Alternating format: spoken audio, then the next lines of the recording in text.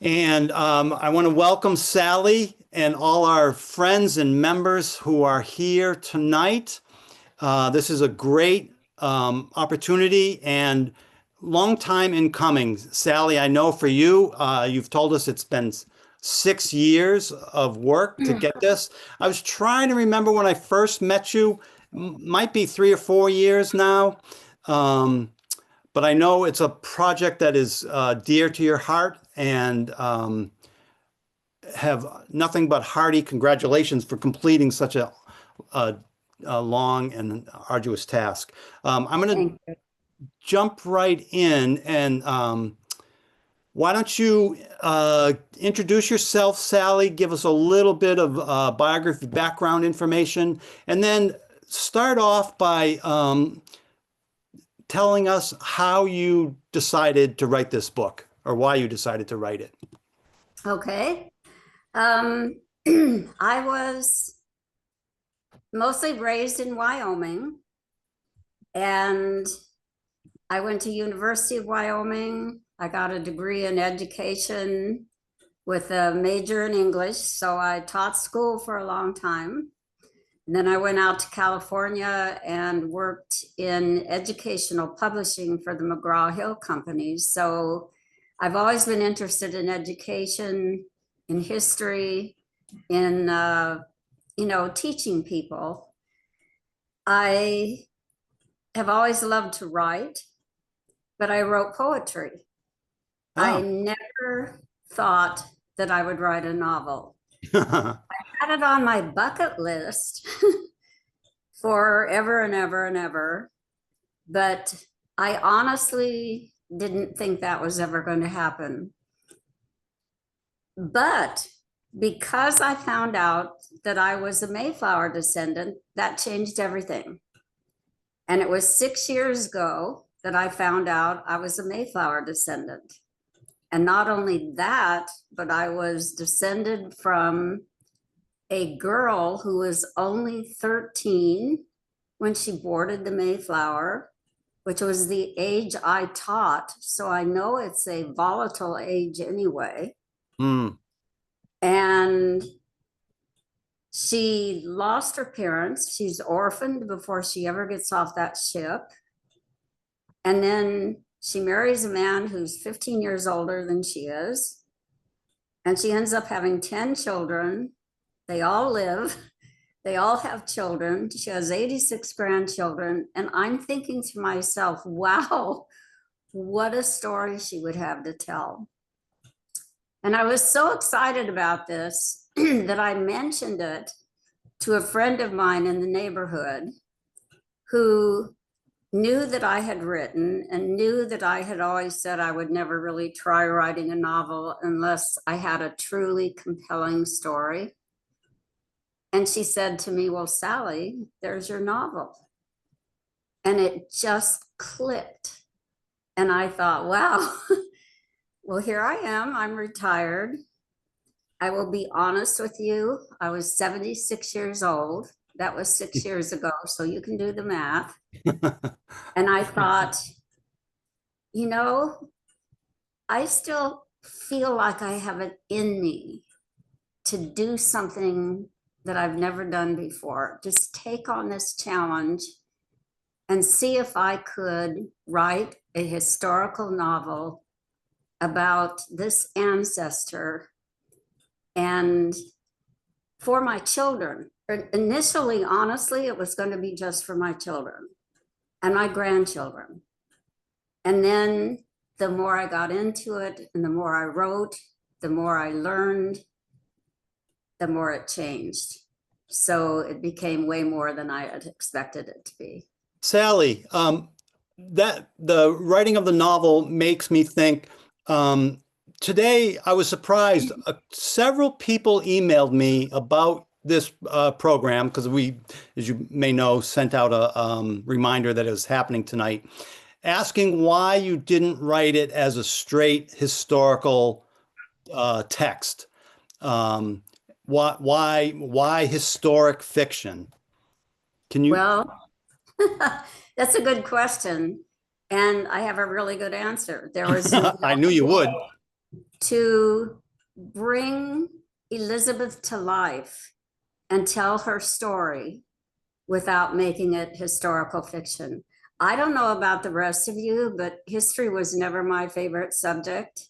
It was boring to have to learn places and names and events. And unless I could relate to the people and what was happening, much of it went by me. So my goal was to tell Elizabeth's story and to find out about her and to bring her to life. And the only way to do that was through historical fiction. So I needed to be able to use my imagination and give her a voice. And however, it's anchored in historic facts. And can you talk about that part of it? I guess what did you use for sources? How did you approach secondary sources, people writing about these other primary sources? What was your thought process on that? I knew nothing. I knew what I had learned in school, primary school. That was really the basic story of the Mayflower that I knew. My husband, at the time this happened, 6 years ago, ironically enough, was working with another gentleman to give a course comparing Jamestown and Plymouth colonies. Mm. And he had just a wealth of reading material that he had to do his own research. And I knew that I needed to learn. So I read for the first year. That's basically all I did, was read and become familiar with and learn, be knowledgeable about what motivated these people to come over to this country, what their backgrounds were, what their religion was, their life ways, what they practiced, what they believed. I mean, I did through lots of different sources learn about, in medieval times, for example, the women, that was their job to balance the humors. They had, Right. I think, bile, and I don't remember what the other three are right off the top of my head, but it was their job to keep these humors balanced and so forth. So I did that first so that I became knowledgeable. And then I started going to specific sources. The reading, by the way, I did do a bibliography. I have a 3-page bibliography of books that I read.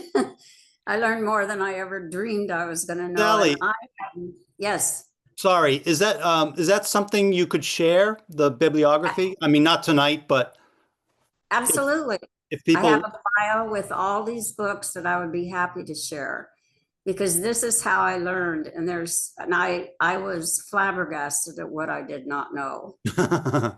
This was, it was a real eye opener for me. I also, along with that biography, I made sure that I had a copy of the Geneva Bible. Mm. It was the Bible that the Reformed Christians, which is what we call them now rather than the separatists, because they didn't refer to them as separatists, as themselves as separatists. This was the version, this was one of the first English versions to be totally translated so that people could read for themselves what the scripture said and make their own interpretations. And they went, oh my gosh, this is very different than what we've been learning in the Catholic Church. And the Geneva Bible also has notes that help explain the scriptures. And so this became a real aid to me as well. So I did that general review. And then I went to, and most of you have probably seen this. This is I don't know how it's coming across, but this is that chart. Yep, I recognize it. Put out by the Plymouth Hall Museum in Plymouth. This tells us everyone that got on the Mayflower. And I made it my goal to make them members of my family. I wanted to know everything there was about them. And then I wanted to know which ones died within that first winter and how that impacted everything. I used Anderson's 4 volumes of The Great Migration.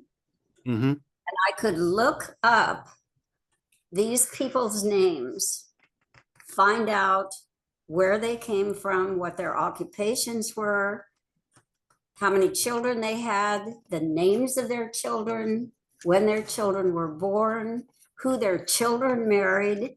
And this opened up an opportunity for me to start piecing together what I thought would be the interrelationships between these people. So for Elizabeth, for example, there were 2 other girls who were 13 years old, the same age she was. It was Mary Chilton, and then there was Constance Hopkins. They were the same age. There were just 2 girls who were older. One was Desire Minter, who was living with the Carvers. She was their ward. And Priscilla Mullins. Most of you have probably heard of her. There was a maidservant who probably was 20 or so. We don't really know her last name, but she came with the Carvers. Other than that, that was it, and the women. So doing that research and getting to know the people and start thinking about how they interrelated to each other was that next step. That was the next source I went to. Then I went to the primary sources, to Of Plymouth Plantation and Mort's Relations, and I began to build a timeline. And I wrote down those events that I wanted to cover that I knew were factual over the period of time that I wanted to write about in the book. And then I would imagine where these people were. Where was Elizabeth when this thing happened? Who was she with? What did she see? What did she hear? What did they talk about? And a great deal of that, I have to say, Eldon, you helped me with. As the historian, you led me to a lot of information and records about the Howlands themselves, where I didn't have to look specifically for a lot of it because you had all of those records. That was extremely helpful. Once I did that, then I started going to the experts, because they're people who have spent their whole lives, studying the Pilgrims, and they know what they're talking about. And I worked with them to get feedback so that I knew what I was saying was accurate. So that was basically how I went about it. So it was a long process. Indeed.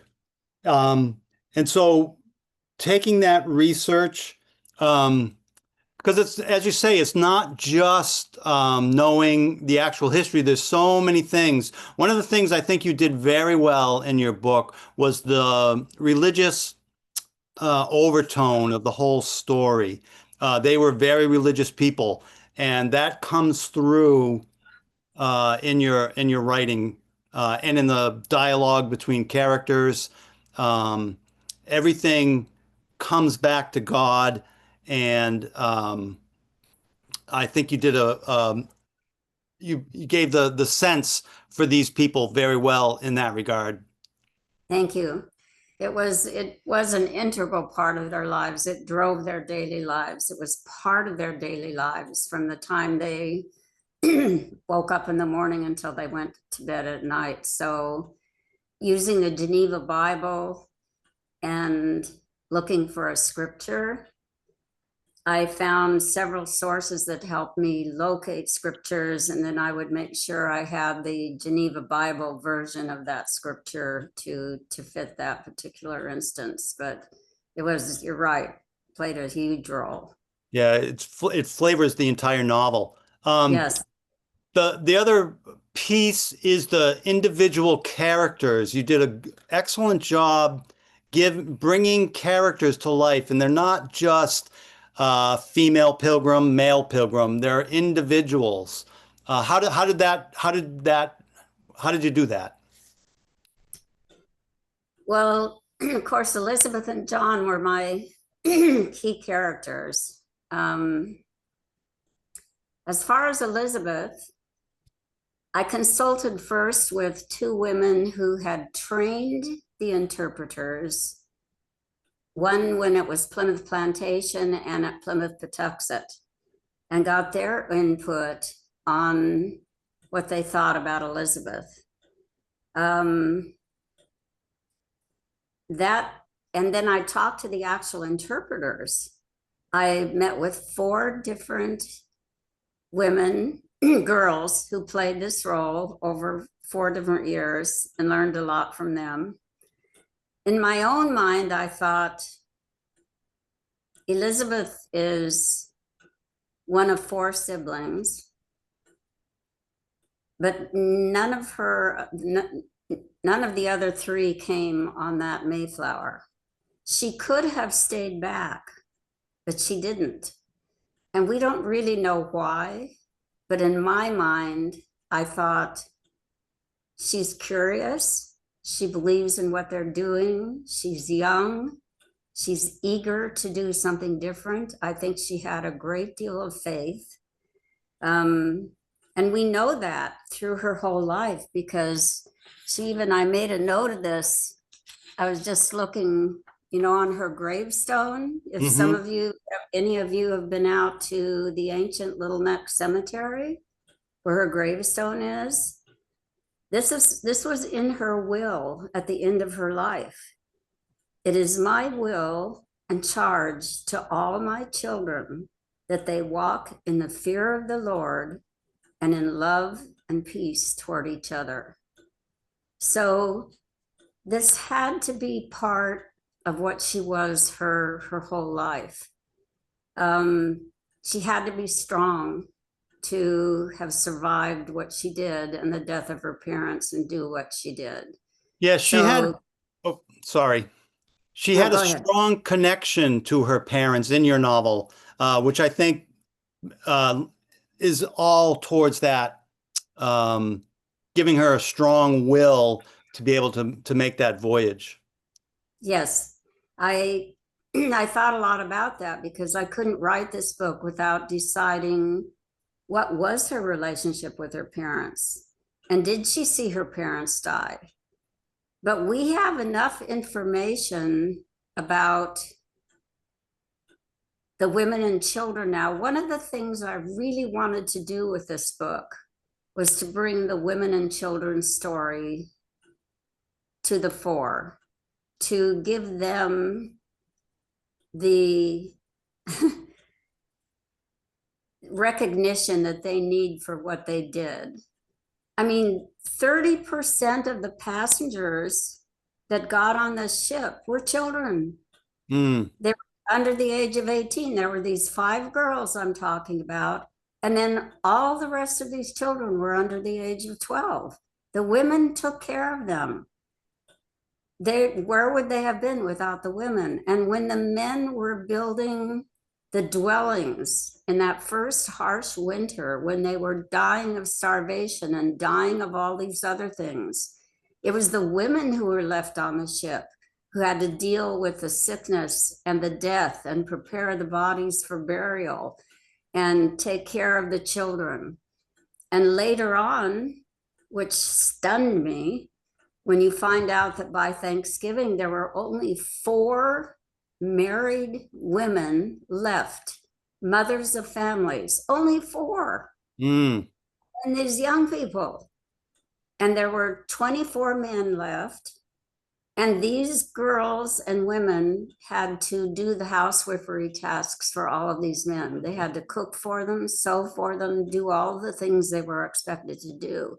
You tell me that they didn't contribute. That's So, one of the comments I wanted to start with was, um, The Mayflower story is very well known. We all know it. There have been many novels written about it, but there's the ground that has not been trod is what you have covered. The woman's point of view, the woman's perspective.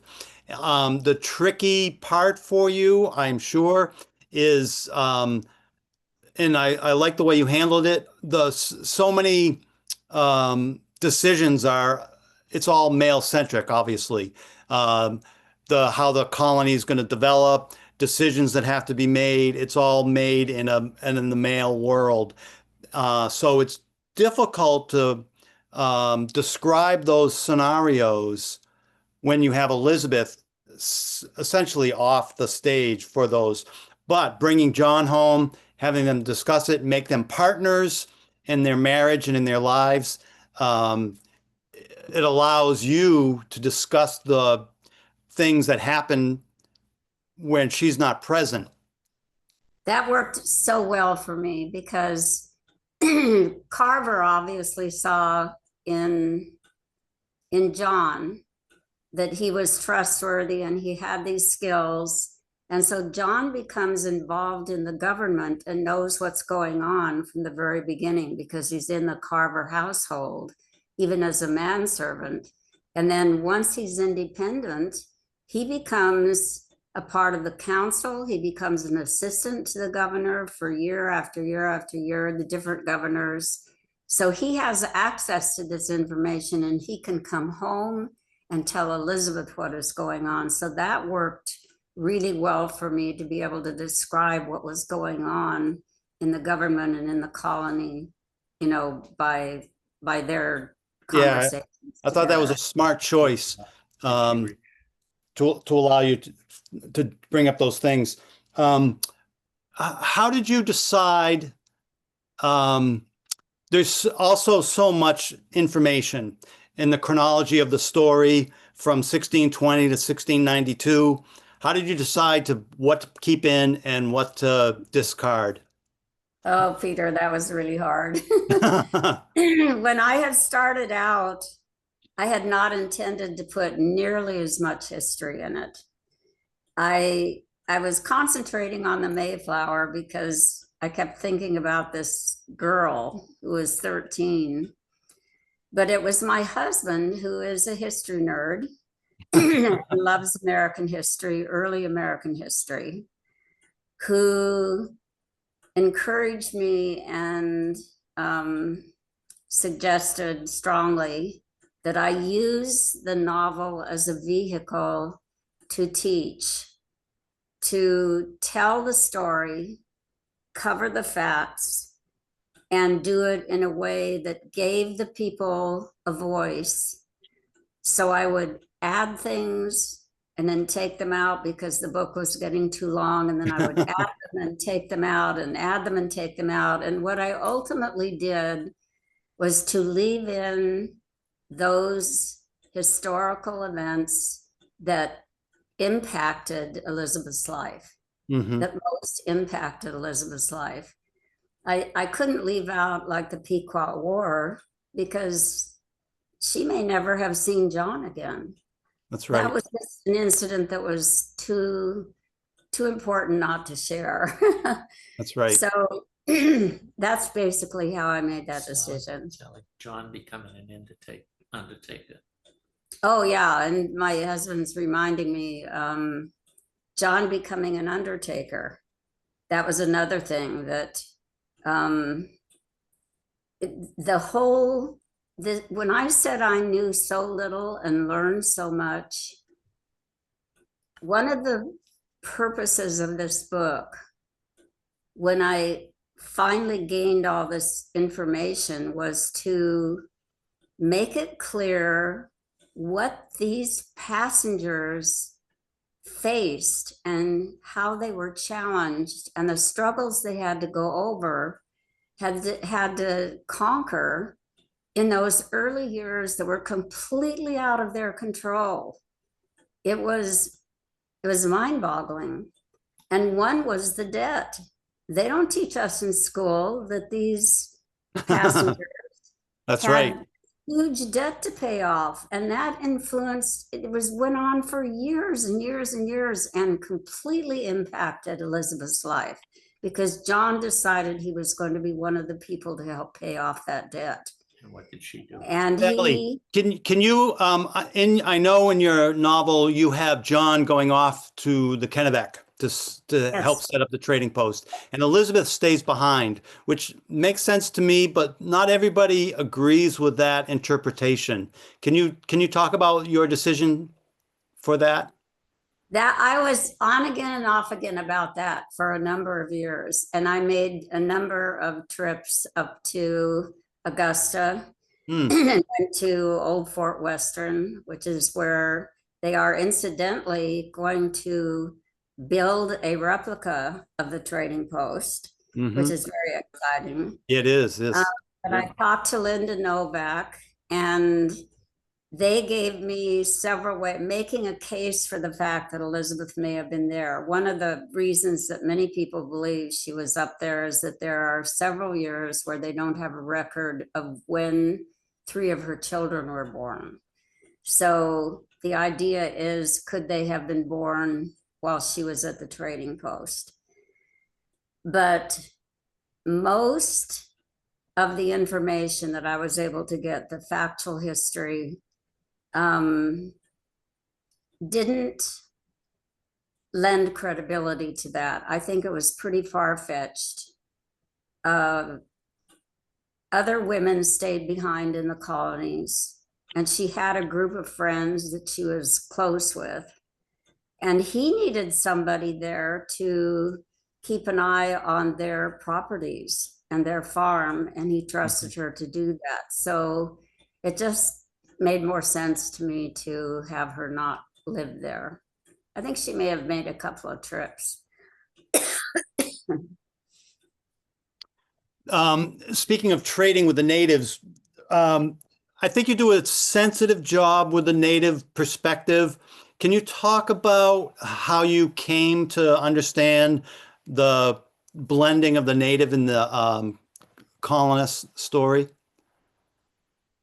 Basically, all of that came from the primary sources, Mm. from what we know from the records, and from some letters that were written about their relationship and how they established it with Massasoit.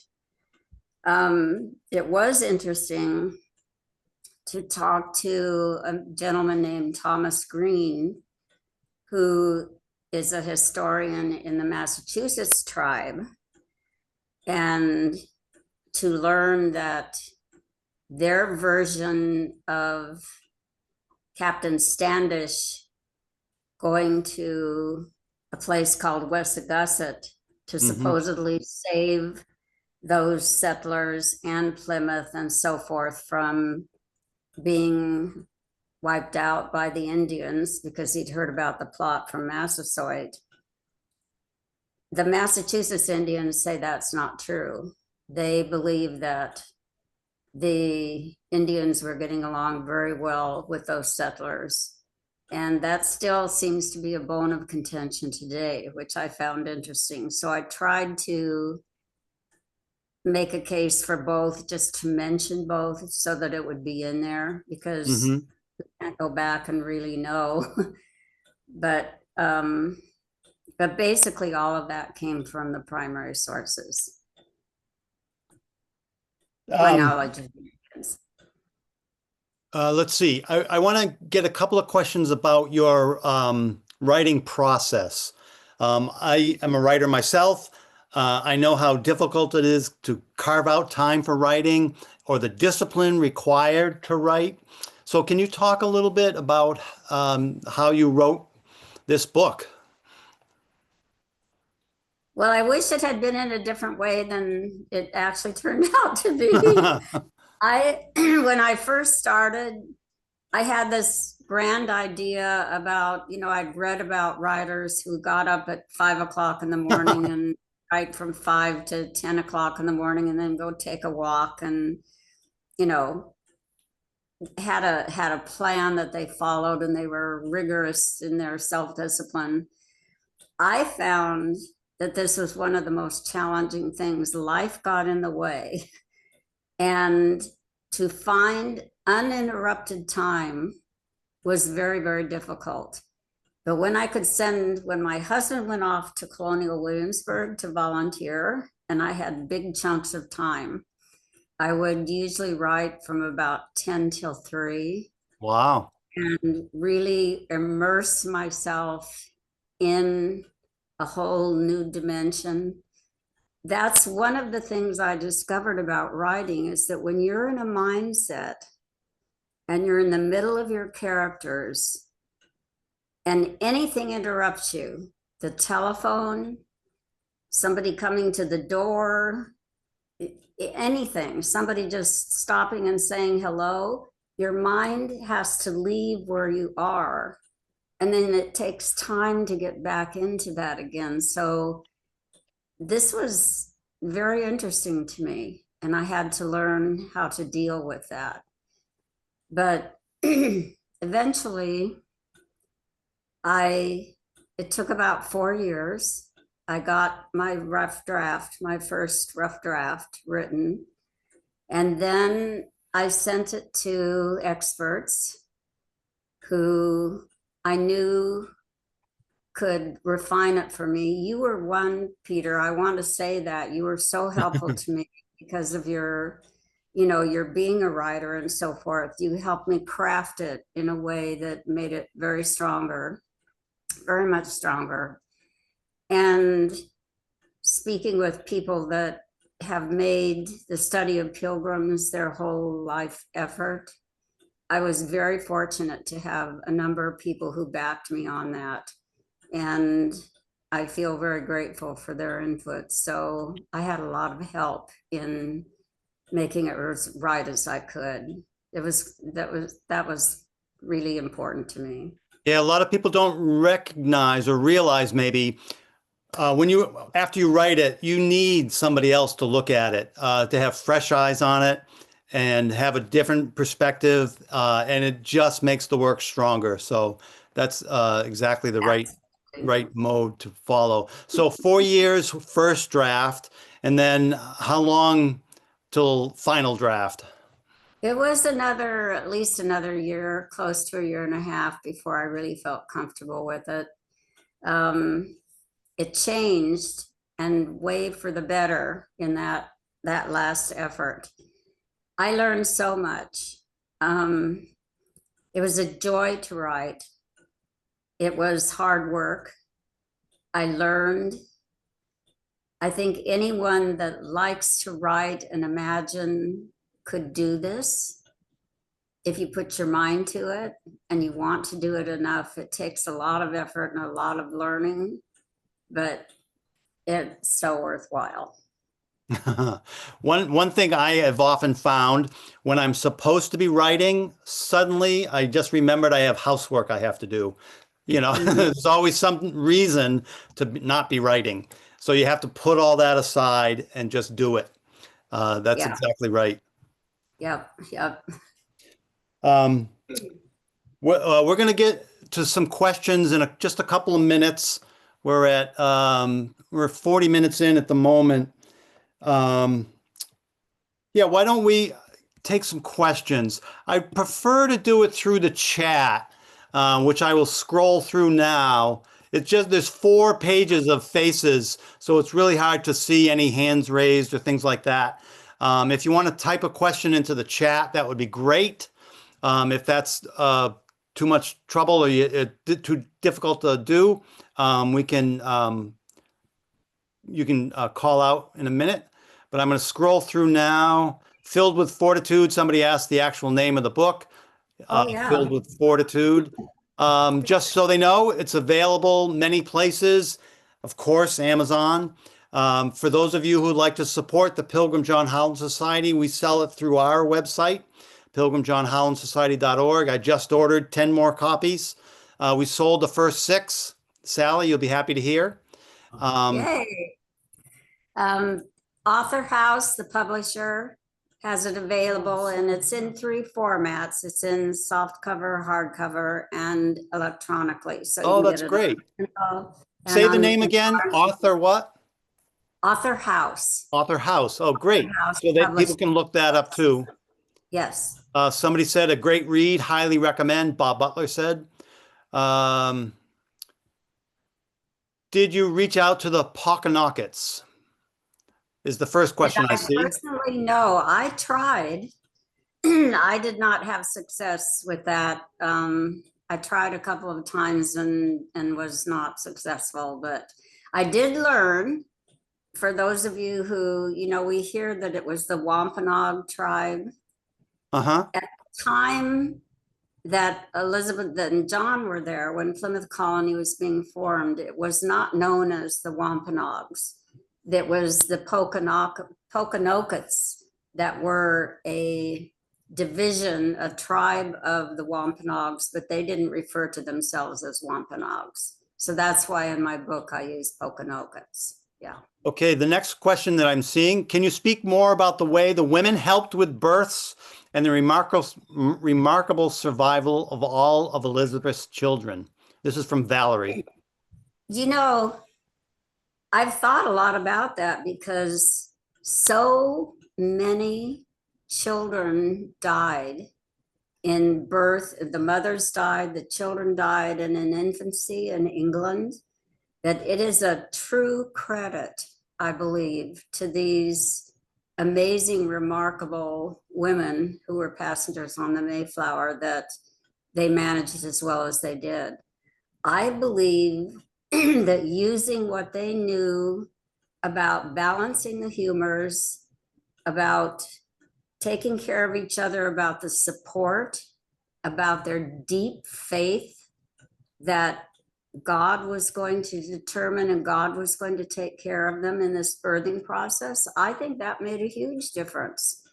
And they did have, it was the prevalent, the men had nothing to do with the birthing then. And it was totally a women's event, and they usually had at least 4 or 5 women, sometimes more. So it was something that was totally up to the women. Yeah, you do a great job. There's, I don't know, I don't remember how many, but multiple births described with the group of women around you, etc. The next question is from Bob. How did you come to the older Howland age, since there is circumstantial evidence to suggest he was younger, a lusty young man? He was an indentured servant, etc. I only got that from the records about when we think he was born. Now the name of the place he's been born is Ben left me. Stanton. Yeah, I believe there are some baptism records, but I don't hold me to that. It was based on the information I was able to find. Yeah, what I know, Sally, is that there are no, in Stanton, where he's from, there's no records prior to 1620, and he doesn't appear in the birth records after 1620, which puts him at least 20 years old for the time of the voyage. That's a good question, and one that I didn't expect. Maybe Eldon, do you have anything to say about that, about the age of John Howland?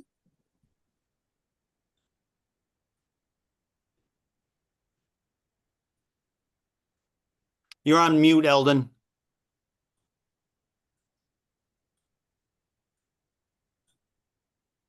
He's trying. Yeah, Yep. the general consensus of the genealogists through time have been that he was born in around the 1892 area. So that seems to continue today as the general consensus among the genealogist people. Okay. I believe Anderson said that as well in the Great Migration. Yes, that's the source, yes, that I relied on. So the other is kind of circumstantial evidence, but there are a number of things that indicate that the original age was right. Okay, so, thank you. Thanks, Eldon. The next question is from Mary from Philadelphia. What is the most interesting thing you learned from Elizabeth's life? The most interesting thing I learned from Elizabeth's life was just how difficult it was. I mean, I am still getting over what these people faced year after year after year that they didn't expect. They're starving. They're barely making it through.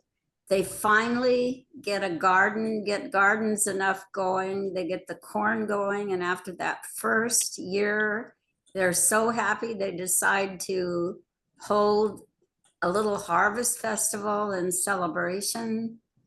And they shoot off some muskets in celebration, and all of a sudden 90 Indians show up and stay with them for 3 days and eat and everything that they have put away. And then a ship shows up that they're not expecting with 35 more people who have nothing. They've brought nothing, and they expect, and they move in with them. So things like this that happen that they're not expecting, things that go wrong, ships that show up, people that have to be taken care of, it really makes you understand that we come from good stock. They are remarkable people. The next question is from our friend Jean Albert. How do you know that Elizabeth had brown hair and eyes? I don't. I had to give her a face. Author's I had to choice, give her a right? face. So that was totally my imagination. And I needed to bring her to life. So that's what I chose. The next one is from Marilyn. Let's see. It's a comment to start with. They had a huge family and all lived very long lives. How did you incorporate the family in the storyline? Another good question. Well, this is probably somebody who hasn't read the book yet. Right. Because that's all incorporated in the book, how the family grows, and I only take it through the birth of her first 7 children. So As a descendant of Ruth, I was a little disappointed, Sally. Oh, you're descended from whom? Ruth. Oh, okay. Sorry. That's all right. All right. The next question from Jennifer. Please talk about your thoughts on John. I assume John Howland. As I said, I think he was a man of deep faith because he survived that drowning. And you know, Peter, from having sailed the Mayflower, that the chances of a halyard, a line just dangling in the water, even though this was during a storm and the sails were furled, the chances are slim and none.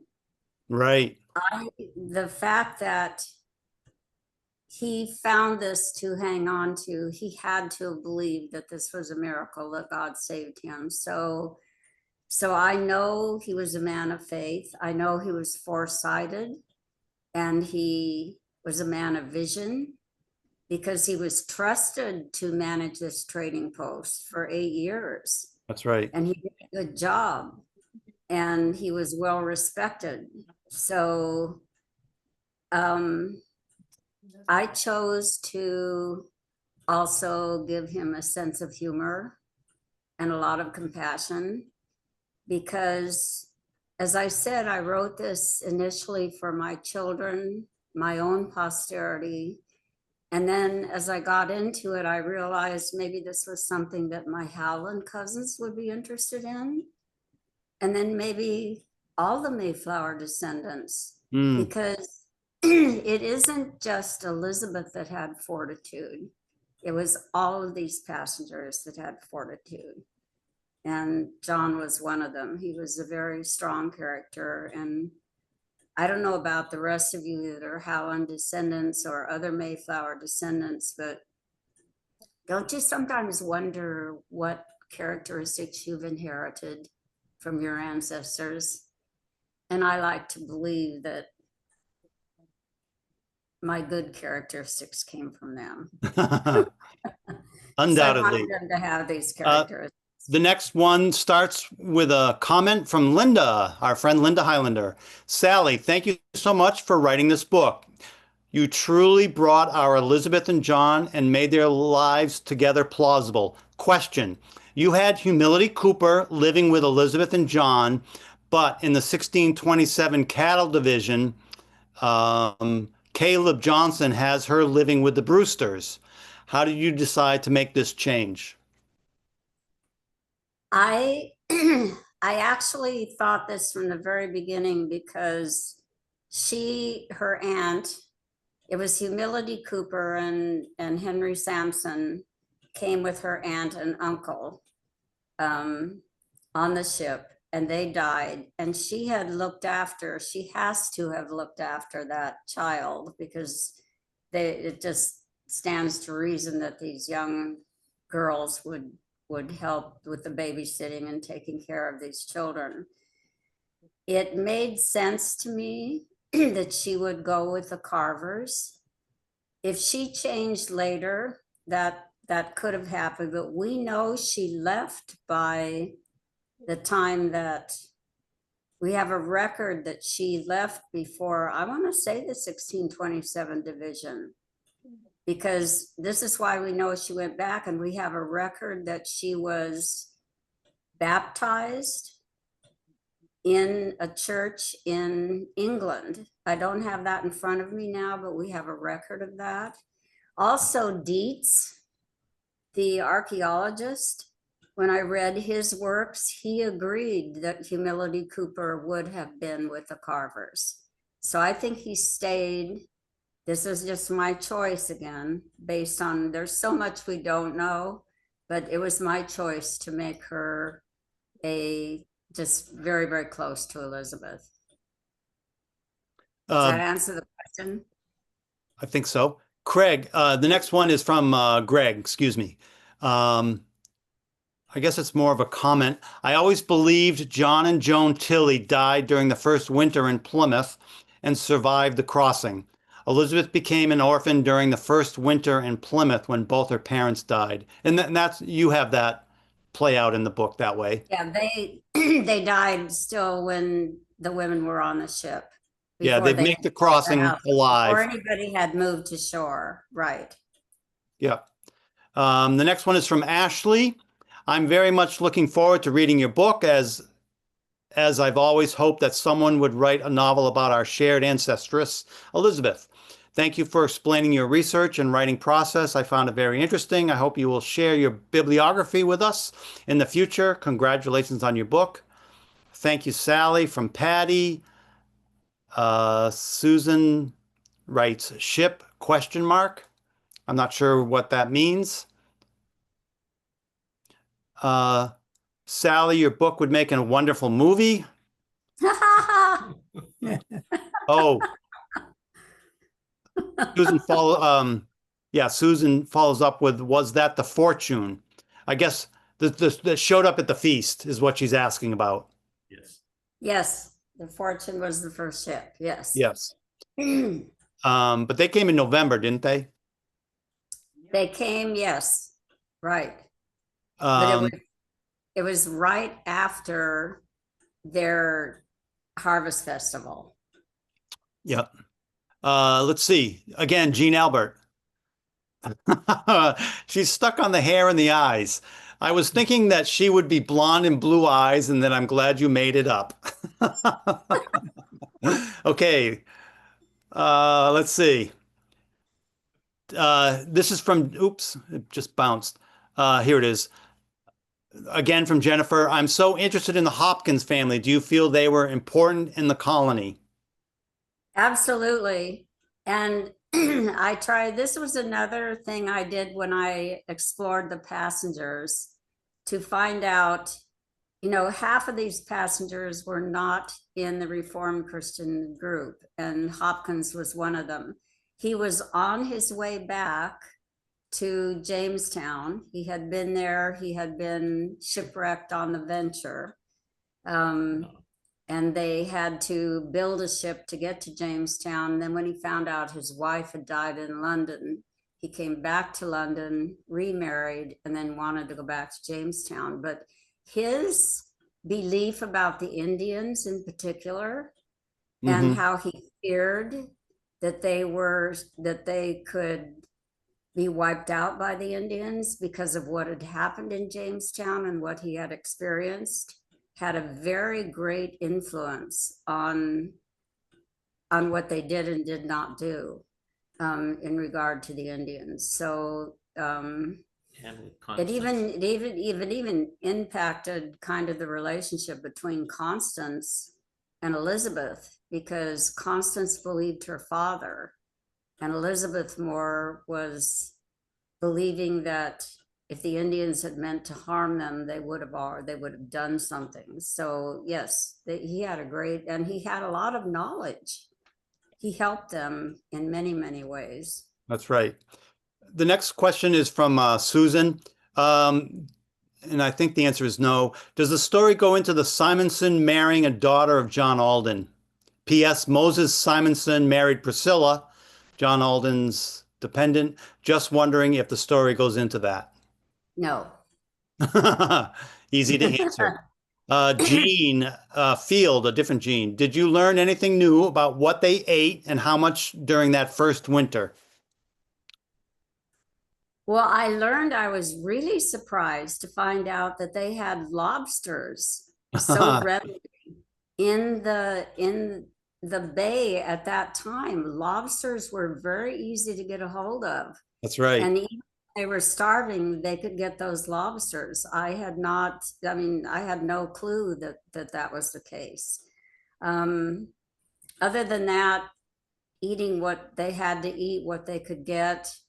I don't think any of it was super surprising, but that was probably the greatest surprise.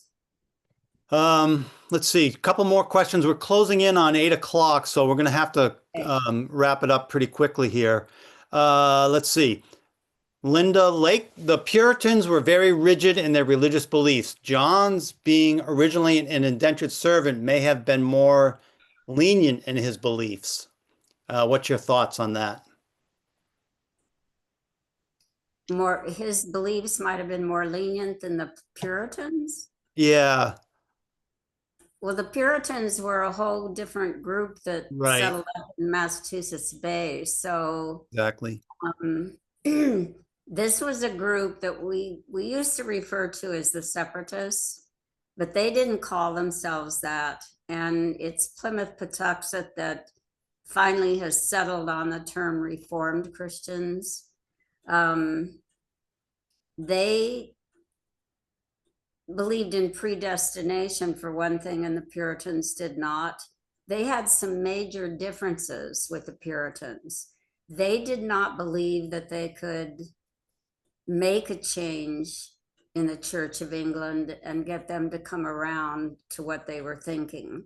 Whereas the Puritans believed that they could purify the Church of England and make a difference. And so they're two different groups.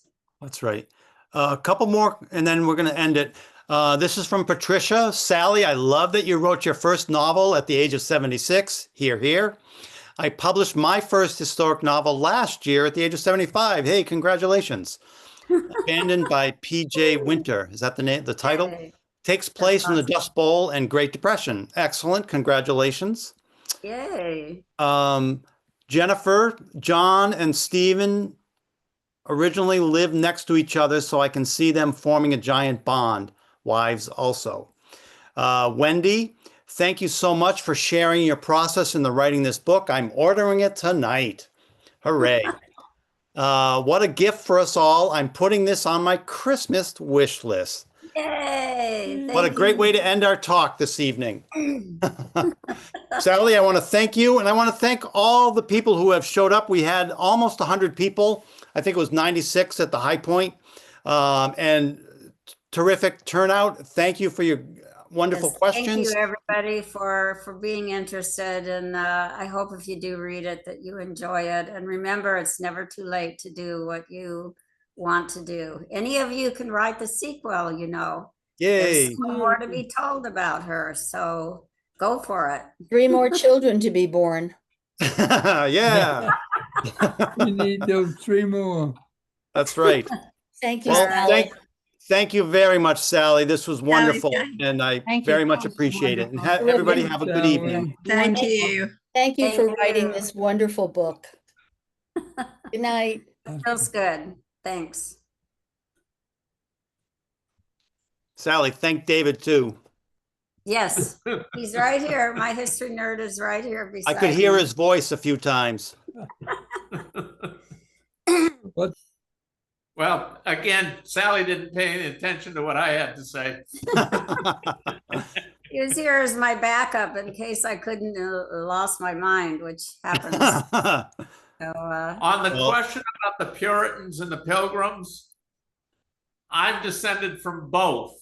Ah, And my maternal side, which was Puritan, have always thought they were superior to the Pilgrims, my father's side. that sounds right. All right, thank you, everyone. Have a good night. I'm going to close out Bye-bye. the Zoom. thank you, Peter. Bye-bye. Have a good evening. You too.